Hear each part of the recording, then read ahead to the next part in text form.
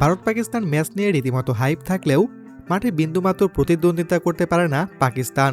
আবার তারা বলে বিশ্বকাপে নাকি খেলবে না ভারতের সাথে। বলতে গেলে এই ম্যাচটা পুরোটাই ছিল ভারতের দিক থেকে একতরফা। এমন না যে ভারত 200-র উপরে রান তুলে ফেলেছে, যেটা অসম্ভব। টার্গেটটা ছিল 176 রানের মাঝারি এক টার্গেট, কিন্তু এই রানটা করতে পারেনি পাকিস্তান। পাকিস্তানের ভয় ছিল অভিষেক শর্মাকে নিয়ে, কিন্তু পরীক্ষার খাতায় এসেছে ঈশান কিষান। অভিষেক শর্মা প্রথম ওভারে 0 রানে আউট হবার পর তিলক ভার্মা তাকে স্ট্রাইক দিচ্ছিলেন, আর তিনি শুধু বাউন্ডারি খেলছিলেন। 8 ওভার পর্যন্ত একাই রান উঠিয়েছেন তিনি।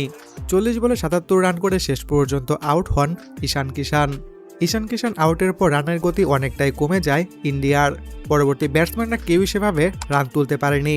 তবে শেষ দিকে শিবাম ডুবের 17 বলে 27 রানের ইনিংস এবং রিঙ্কু সিংয়ের 3 বলে 10 রানের ছোট্ট ক্যামিওতে ইন্ডিয়াকে 175 রান স্কোরবোর্ডে তুলতে সাহায্য করে।